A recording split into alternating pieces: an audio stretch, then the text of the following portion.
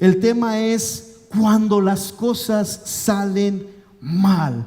¿Qué es lo que pasa cuando las cosas salen mal? ¿Cómo reaccionas? ¿Cuál es tu comportamiento?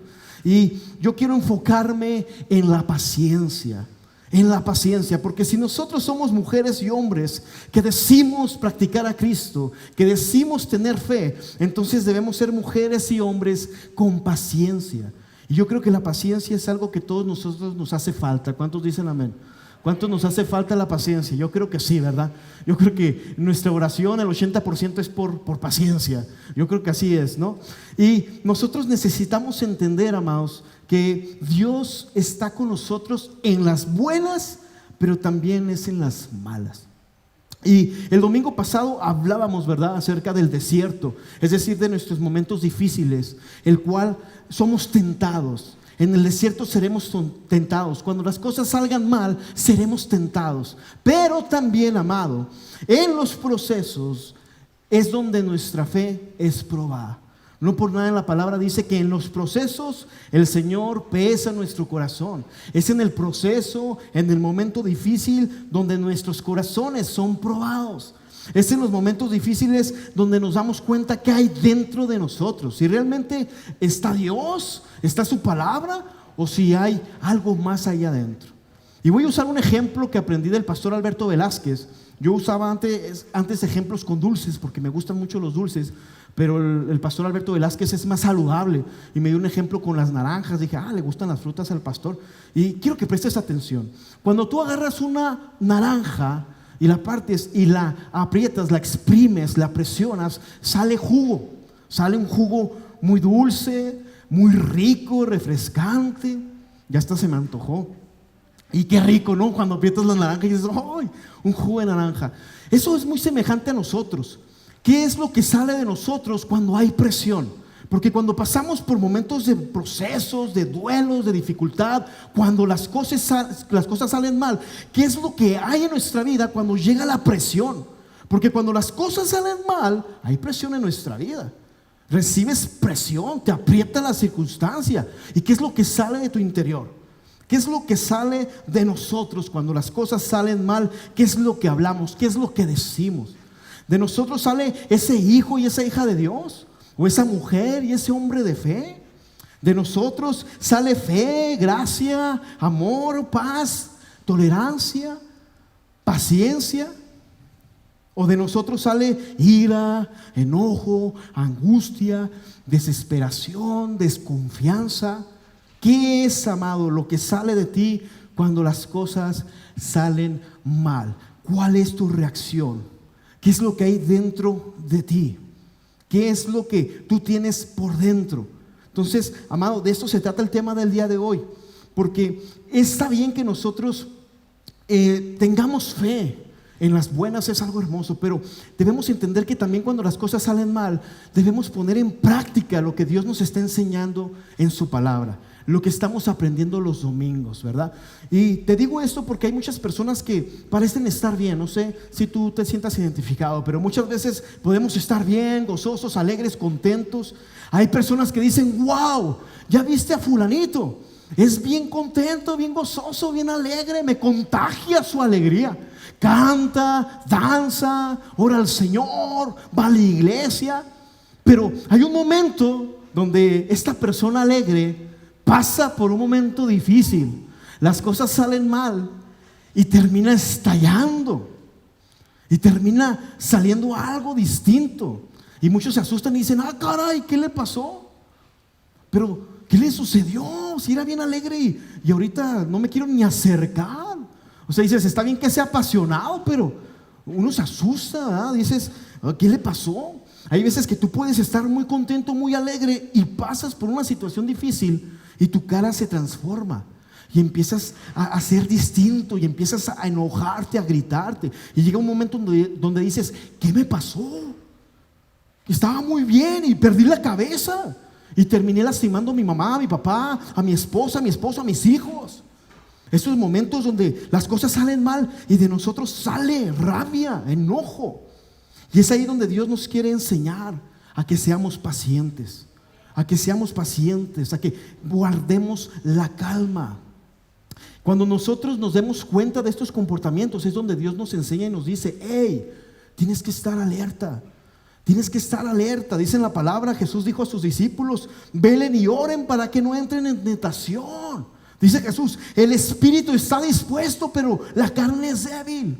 En otra versión dice: estén alerta y oren para que no entren en tentación.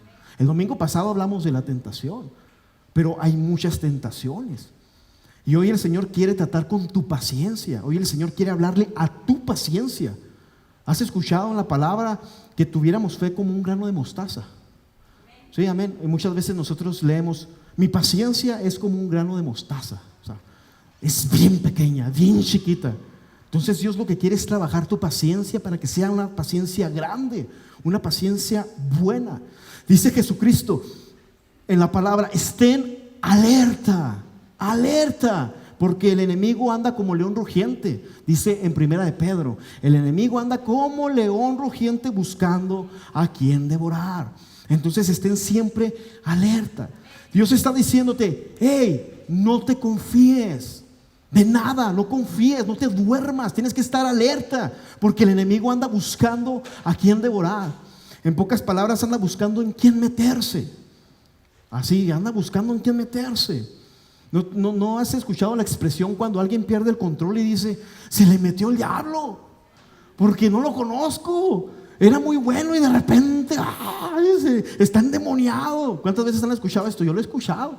Está poseído, porque ni le hables, ni le hables. Y muchas veces nosotros hacemos estas expresiones, pero amados, aunque suena cómico, pasa. Le pasó a Judas por lo mismo.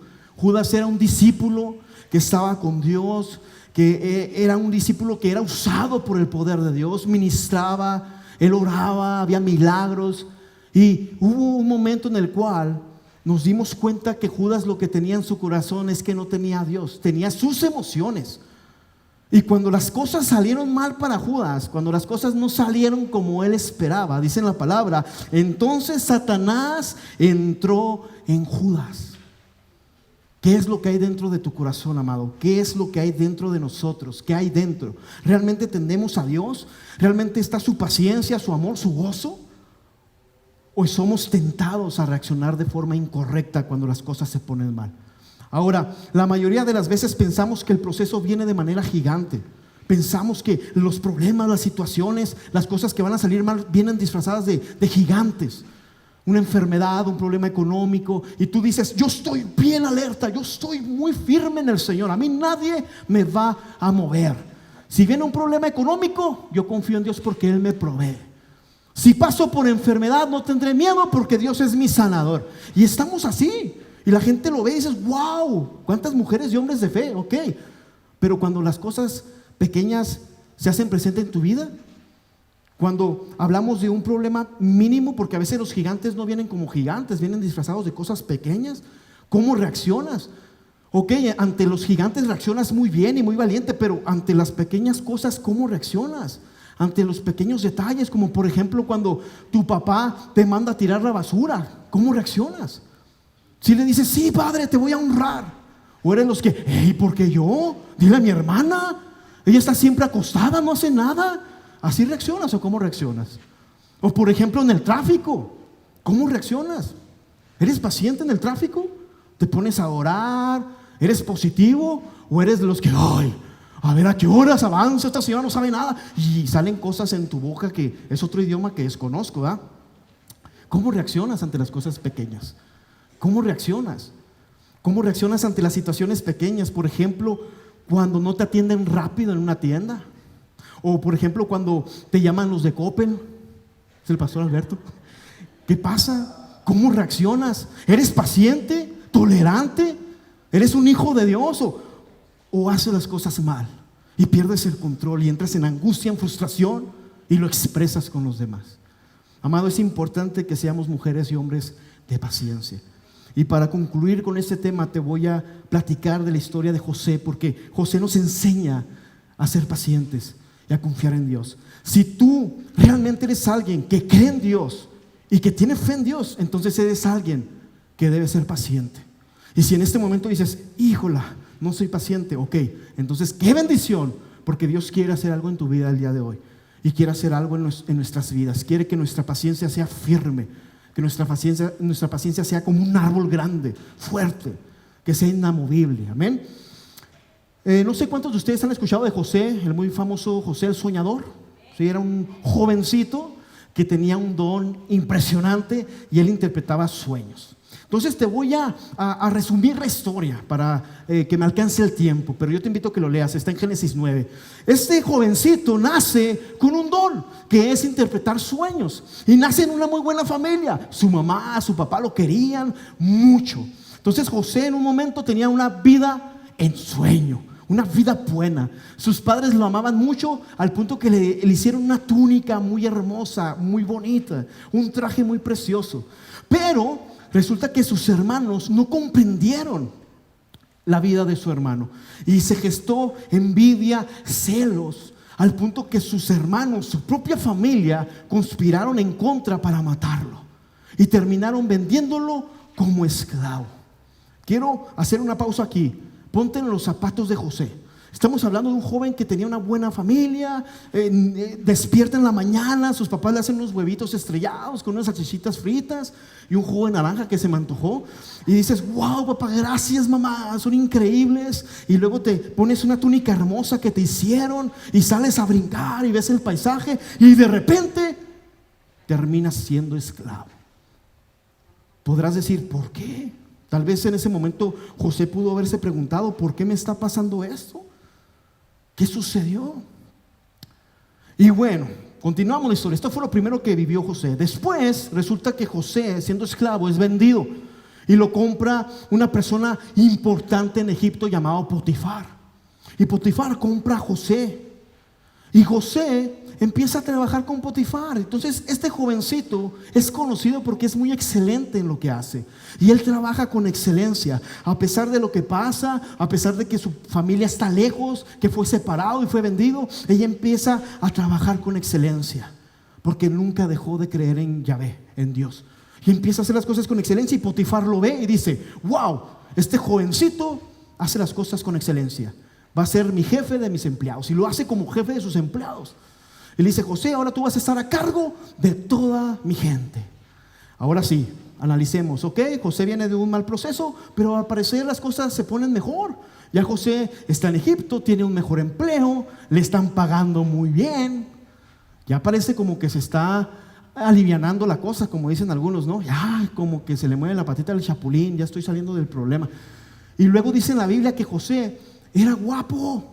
Así dice la palabra, que era de muy buen parecer, distinguido, hermoso, algo así como el pastor Alberto Velázquez, bueno, pero más joven, como dirán, o sea, porque está chavo, y dicen, wow, o sea, guapo, le va bien. No, hombre, pues ya tiene la vida hecha. Pero ¿qué crees? Que la esposa de Potifar tenía algunos deseos raros y quiso acostarse con José, quiso que José y ella tuvieran relaciones. Entonces José le dice, no, ni en sueño, y sale corriendo, huye. Dice, no. Él huyó de la tentación. Es lo que debemos de hacer cuando venga la tentación, amados. Lo mejor que podemos hacer es huir de la tentación. Así que José dijo, no. Aquí dice en la palabra, pero José no quiso nada y se fue. José era muy propio en su trabajo y honraba a Dios y honraba a su jefe Potifar. Dijo, no, yo no soy así. Así que huyó. Pero tristemente, la esposa de Potifar levantó mentiras y manchó el nombre de José y le dijo que José quería abusar de ella.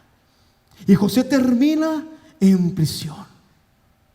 Termina en una cárcel por algo que no hizo. Y dice la palabra, y mandó que echaran a José a la cárcel donde estaban los presos del rey. Pero dice la palabra, pero aún en la cárcel el Señor estaba con él y no dejó de mostrarle su amor. Gloria a Dios. Y aquí yo quiero hacer esta observación porque me encanta leer esto. Mas el Señor estaba con José. Y me parece que esto es lo mismo que sucede contigo cuando estás pasando por momentos difíciles. Nunca olvides que el Señor está contigo. Podrá haber un momento doloroso, difícil. Tal vez tú te preguntes, ¿por qué me está pasando esto? ¿Por qué me sucede esto? ¿Por qué voy de mal en peor?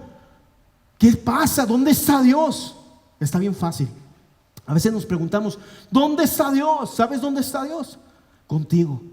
Siempre va a estar contigo. Aunque las cosas no las entiendas, aunque las cosas parezcan difíciles, Dios está contigo y no te va a dejar. Entonces, volviendo a la historia de José, vemos a José en la cárcel. Tal vez tuvo preguntas ahí, bueno, pues, ¿qué me está pasando? Necesito una limpia porque me está yendo de mal en peor. Pero ahí en la cárcel, ¿sabes qué pasa?